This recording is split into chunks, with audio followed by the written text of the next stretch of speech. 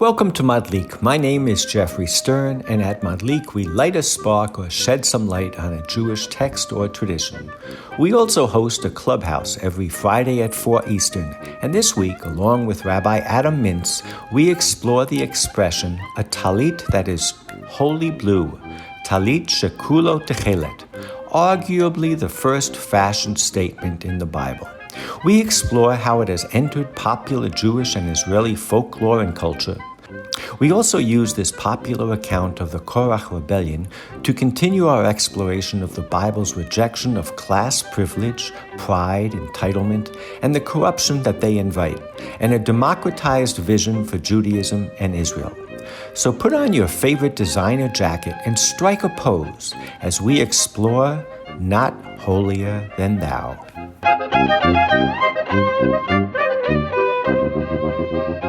So this is our first fashion edition of Madlik, and we are talking about a story that probably emerged because of two texts sitting next to each other in the Bible.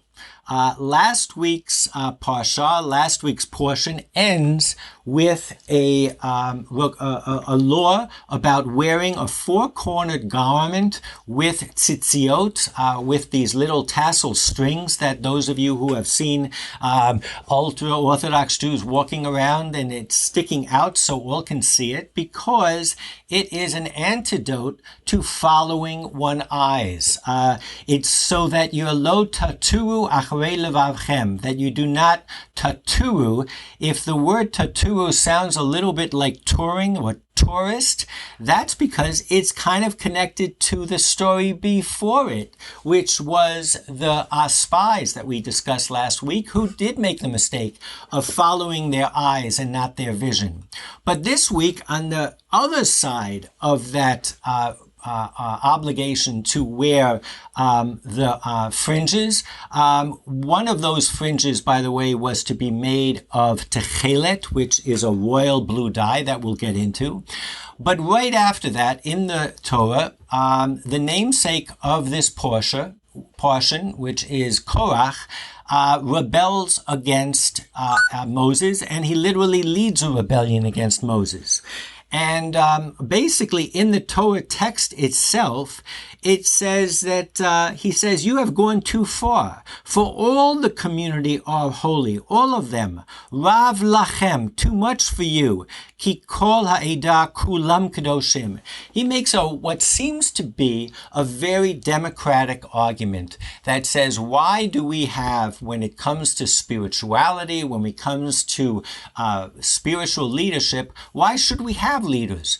Are we not all holy? Is not every individual endowed with a spirit of God? But the midrash Tanhuma spins from this, forgive the pun, a wonderful story. And what it says actually happened was that Korach was inspired by the four-cornered garment with that one little thread of blue hanging down. And he said, if you have a garment that is kulo Techelet, that is all made of this beautiful royal blue dye, does it still need fringes to make it kosher, acceptable? And of course, the argument that he was making was that since every Jew is holy, the fabric of the Jewish people is one that is kulo Techelet. We are all royalty. We are all royal blue. So Moses and Aaron, why are you taking the mantle of leadership? And before I just ask you, Rabbi Adam, what your initial thoughts to this story are, I should mention that some stories in the midrash are buried and forgotten, and some have entered the vernacular, have entered folklore that is widely known.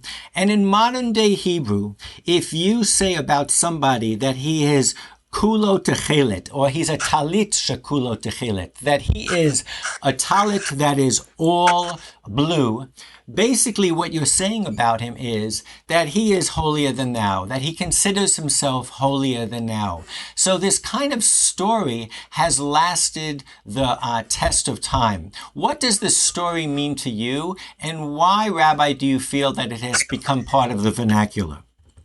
So, I think, just to answer your second question first, it's become part of the vernacular because the themes of this story are so familiar and so popular.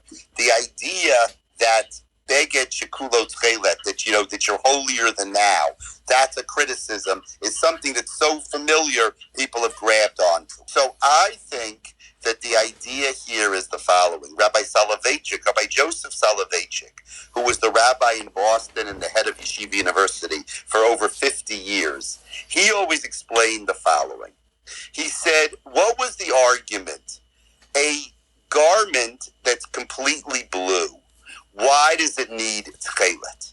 The second half of that midrash says, what about a room that is filled with Jewish books? Does it need a mezuzah? Also, the same idea, Bayit Maley Sepharim, does it need a mezuzah? Common sense. The answer is, ironically, that yes, it needs a mezuzah, and yes, a beged shekulo Techelet requires tzitzit, even Techelet tzitzit.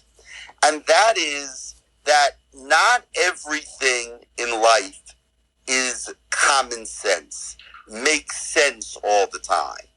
And therefore, Korach comes and he rebels against Moshe.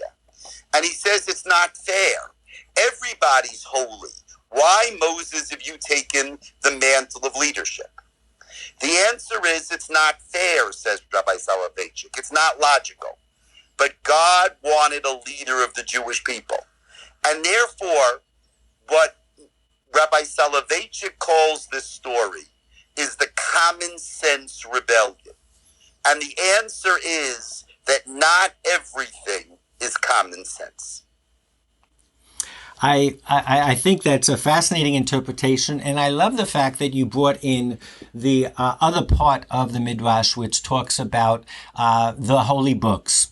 And I think what I'd like to explore is the truth is, though, that if you dig deep, although it seems that Korach is a popularist, wants to democratize our wonderful religion, the truth is that if you dig down into the story, this was an intertribal discussion, because he wasn't saying that all Jews, all humanity should be able to have access. He literally, and this is the fascinating part of the story, he didn't make a hypothetical argument when it came to the Talit like he did with the books. He literally went to a tailor and he fashioned hundreds of these blue garments, put them on, and they made a statement. But I think it's the first instance of someone who was fawning themselves as a popularist, using popularist language, but was actually very elitist. He was arguing that why amongst the tribe of Levi, Aaron and Moses, are you claiming the mantle of leadership? We all have the same exclusive privilege, and we all, us Levis, should be in a power of leadership. So I think in addition to the common sense argument that he was making, he actually was more couching his argument in common sense. But he actually had a very ulterior motive. And the other thing that I love about bringing in the books of the library is, when we dance on Simchat Torah, we raise the Torah. And sometimes if you don't have a Torah, you raise a book. And if you don't have a book, you raise a child. And I think sometimes when you make an argument argument, the fallacy is embedded in the argument. And in this case, I think the common sense argument is that every Jew, every pintalayid, if you will, has holiness. But he was taking advantage of that. And I think really what I'd love to explore is the whole concept of Techelet itself, which is actually very expensive and is literally royal blue. It was something that only people with stature and prestige and power could wear. And in a sense, God's commandment of having that one little strand of royal blue and worn by every Jew was actually a message that I think went totally contrary to the intent of Korach, if not to at least the way he packaged it. You find it fascinating that it's royal blue, that it was blue that was special for royalty, and that Korach claimed that was allowed to be used by everybody. And shouldn't we have certain things that are only allowed to be used by royalty, by special people? I mean, that's an interesting question, Geoffrey, as it relates to today. Because the question today is there still place for the British royalty? I'm gonna ask Michael to speak in a second, but before I do, I'd just like to address that point. The point that I was trying to make was that in the big scheme of things, there was not going to be a priestly caste. And that when God says to the Jewish people that you should be a mamlechet kohanim v'goy kadosh, you should be a kingdom of priests, he was literally saying every Jew, as white and dowdy and simple as they are, deserves that little thread of royalty. And I think that Korach was trying to, hijack that message, but he wasn't earnest. And I think the reason, in my mind, in my interpretation, that Korach was sinned was not because he made the argument. You can call it from common sense, or the argument that all of Israel has a piece in the Torah, was that he wasn't being earnest, and that the real lesson of that little thread of blue, of royal blue on every Jew, is that we're all priests. But Michael, I'm interested in hearing what you have to say. I just have a question. Was Korach rebelling against God, or was he rebelling against a political situation? Well, that's such a good question. Maybe it's the same thing. If it's the same thing, then he shouldn't have been punished. Why? Rebelling against God is bad, and rebelling against a political situation that God creates is also bad. Yeah, but God is running, forgive me, but God is running the political situation. God is in charge of the political situation. That's why if Korach rebels against it, then he's sinning. If Korach is rebelling against God's political situation, then Korach is sinning. He seems to be rebelling against a political situation, like we have currently against our king in Israel. Except the king in Israel now has not been appointed by God. Well, at least I don't think so. You have to ask him about that. I'm going to bow out. I'm going to bow out and listen. Well, my sense is that he was rebelling against Moses, and he was using arguments from the Torah that God gave. And so, in a sense, he was like saying to Moses, who we all know was the most humble man, but he was saying to him, why, Moses, did you take this power for yourself when the Torah that God gave us says that we can have a kosher garment if it only has one little thread of Techelet, and here I am, I'm completely Techelet. So I personally would not take from this a mandate against rebellion. Rebellion can be done in a proper sense. I think a machloket l'shem shamayim, an argument that is for the sake of good in heaven, is acceptable. I think there are times where man, certainly Abraham, showed a healthy ability to argue with God. But I think, again, I come back to the fact that this guy Korach was massaging the truth. He was using slogans.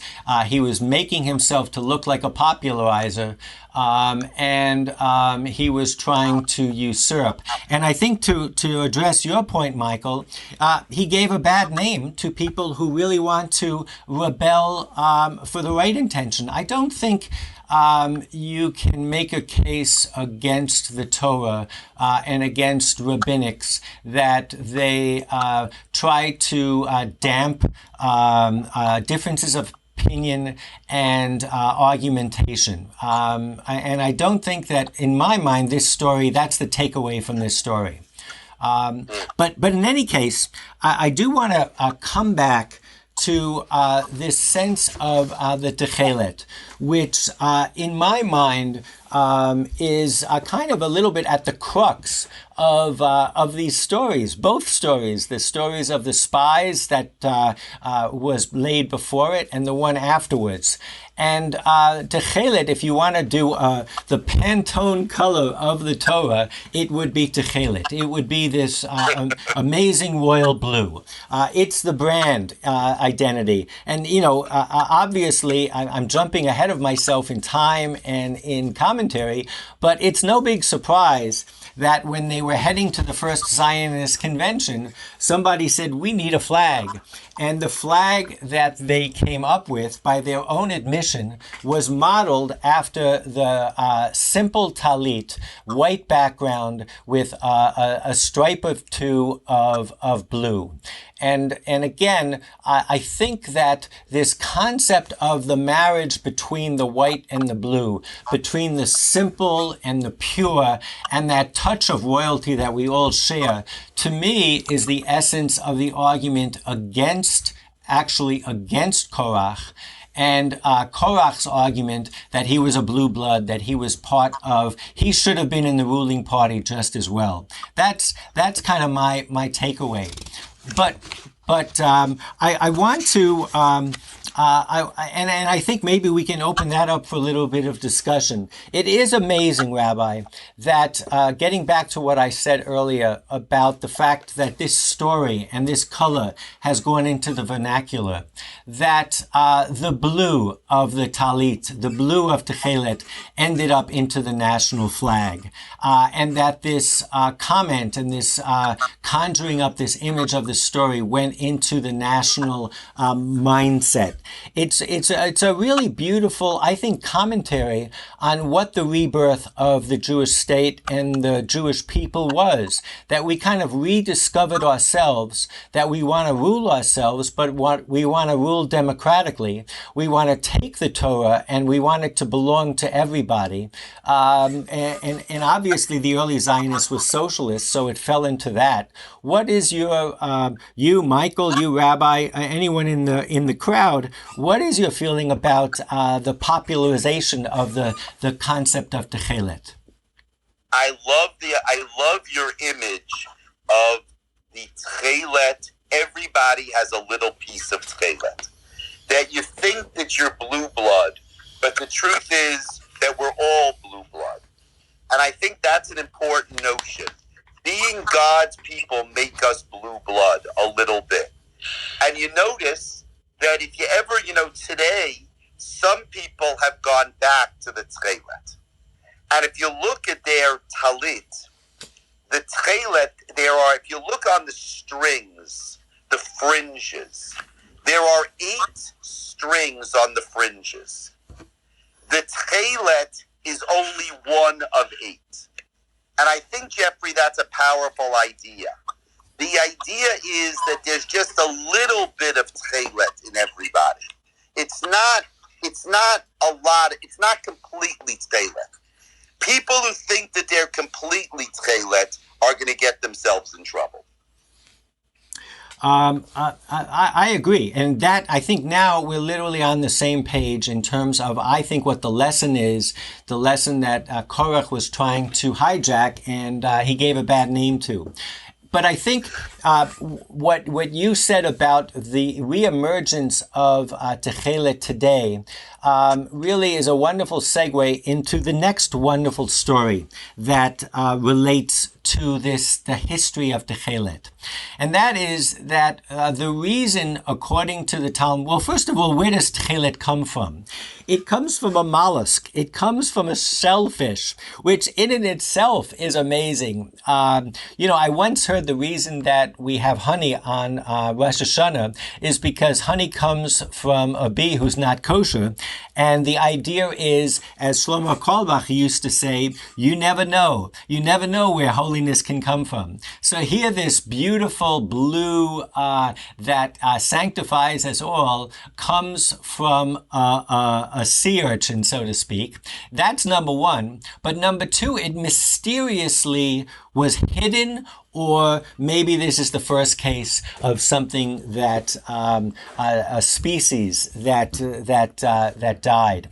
But in any case, the rabbis of the Talmud said that we no longer have this blue Techelet, and that's why for so many thousands of years Jews have only had white fringes. And you make reference to some modern Jews who believe they have rediscovered the Techelet and are using it again.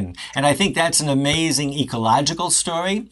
It's an amazing story about what actually happened, what was behind this disappearance of the mollusk.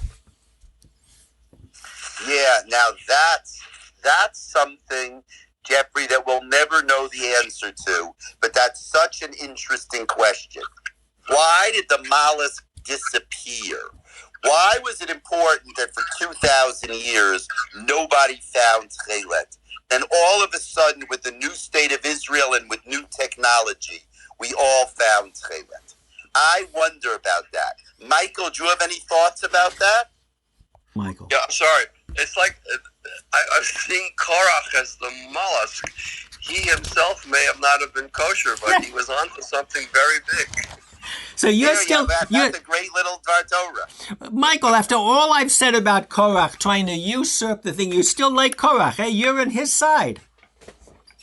Am I on his side? No, I don't take sides anymore. I'm too old. But I do appreciate the back and forth. I just think that it's well, I don't want to go backwards, but it's a mixing of worlds in a way. That this he does come forward, and that was the one I wanted to ask you, gentlemen. The response of Moses and Aaron to Korach's rebellion, what do they do? What is their response? That's a good question. It's hard to know what is their response. They kind of take a response from God, and God says to stand up to them and to prove that Moses and Aaron are the chosen one.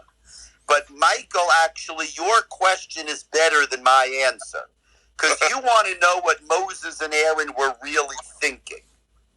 Well, I work in the theater. I worked in the theater, so I always want to know what was the motivation, what was behind falling on their faces. Yeah, and I wonder, maybe Moses and Aaron were intimidated. Maybe. Well, certainly, if you are what they say they were, which is very humble, it's very hard to be able to stick up for yourself. And that was a little bit of our discussion last week about getting guts. But yes. I would like to suggest my own theory about how Techelet came to disappear. I just came across this concept when I was young, and after I read the book on Masada by Yigal Yadin, I read the book on the Bar Kokhba revolt. And this archaeologist / general / Zionist statesman was first and foremost an archaeologist. And he found in a cave in the Judean desert a ball of wool that was dyed blue. And of course, his first response was, this is amazing that as tough as it was for the zealots, they were keeping the commandments and honoring this wonderful commandment. But being a scientist and being an archaeologist, he sent it to the Dexter Chemical Corporation of New York. And they did some testing, and lo and behold, they found out that it was fake Techelet. It was indigo. And this general then, in a footnote, quotes the Talmud as saying that fake Techelet, fake dye, there was a big black market for it. There was a lot of corruption involved. And he recounts two parts of the Talmud. One that talks about the tests that have to be made because this fake dye was so far-reaching and available. And the other one was in the section of the Torah where it talks about damn you if you change the scales and you cheat people. In the list of the great grievances of cheating people, one of them is to provide fake Techelet. So my pet theory is, and of course Yadin says, clearly the zealots thought they had real Techelet. So we are, from an archaeological point of view, looking back thousands of years and finding that how widespread the corruption that was created by, and remember, this is royal blue. It's expensive. Here is a mitzvah, not like a piece of challah, not like a glass of wine, but you need to use something that is royal, and we're giving a little bit of that royalty to every Jew. But guess what? Where there's money, there's corruption. And my pet theory, and I have no basis for it, was that due to the black market, the rabbi said, we've got to cut the legs out under this, and there is no more Techelet. And they hid the Techelet, meaning to say that if they had to weigh between putting the onus of purchasing this expensive dye and snuffing out a corrupt market that was parlaying in holy goods, if they had to put that on one side and cancel one of the 613 commandments, they chose to cancel the commandment. And so, in fact, the Techelet never was really extinct. And those who have quote unquote refound it today are in good order because maybe we won't have another corrupt market. But that's my pet theory, and it goes so well, I think, to the whole flow of the discussion, which is that the whole message of Techelet is that it should be accessible to every Jew, that every Jew has that holy thread. And the second that message got tarnished and corrupted, the rabbis threw it out. What do you think of that? I love that idea. I think that's great. And I think that today, the fact that they found Techelet and that, so to speak, the rabbis or God is giving us a second chance, a chance to all have a piece of that Techelet, of that royal blue, is really a beautiful end to your whole theory. Well, thank you. I have to say, personally, I went to what is called a Musar yeshiva. It's a whole long story. Maybe we'll deal with it another time. But it was part of a movement started around the same time as the Hasidic movement, maybe a few years later, that stressed the ethics. And when you came to my yeshiva, it was called Be'er Yaakov, and the head of it was someone called Rav Shlomo Volber. If you came into the yeshiva and you tucked your tzitzit into your pocket, which was kind of the nice compromise between making sure that your tzitzis could be seen, but on the other hand, you wanted to dress like a Westerner and you didn't want to stick out too much.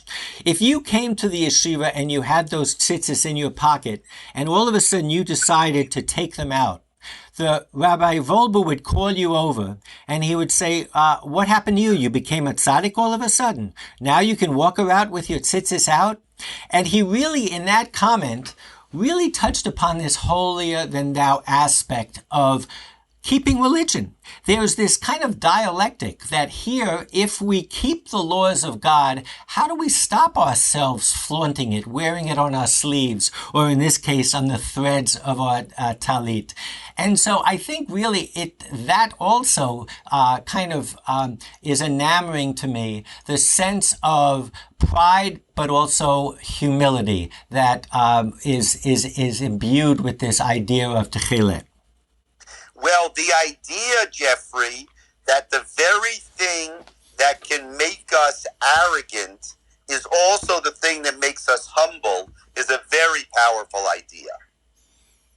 Yeah, there are always two sides to the coin, right? Right? So the tzitzit that go in your pocket and remind you of God and therefore humble you, they're the flip side of the tzitzit that were flying around Rabbi Volba didn't like. Yeah.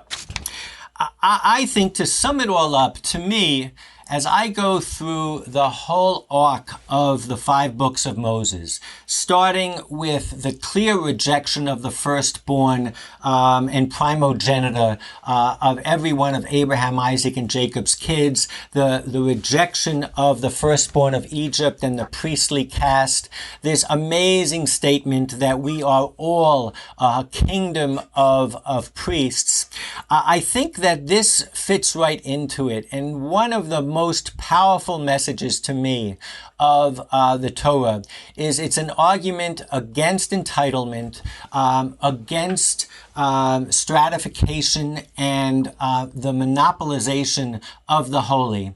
And this radical democratization and all Israel has a chelik in the Torah. And I think that's the most powerful message. And it's one that also is in the arc of Jewish history. I feel today we are democratizing study of Torah, who can study, where you can study. I think in Israel, it has the potential for democratizing Judaism if we could only get the religion out of the government. That's the vision I find that Techelet screams to me. Beautiful. I love it. Thank you so much.